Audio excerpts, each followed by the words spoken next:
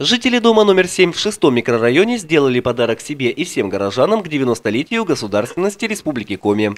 Они украсили свой двор 6 коваными цветниками. Металлические конструкции уже установлены возле подъездов.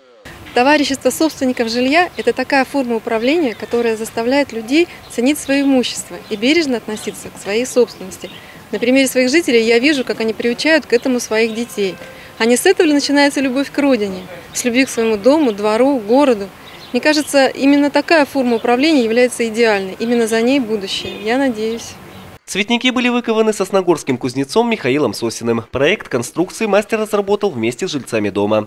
На то, чтобы выполнить все работы, потребовалось меньше месяца. Работы проводились в течение 3 недель. Были задействованы школьники, которые отдыхают сейчас на каникулах. Но вообще радует, что у нас появляются такие ТСЖ, управляющие компании, которые ухаживают за своей домовой территорией, преддомовой. Я думаю, эту инициативу поддержат все жители нашего города.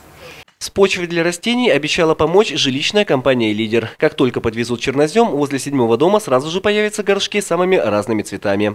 На этом благоустройство придомовой территории не закончено. В планах у жильцов заказать новый металлический забор.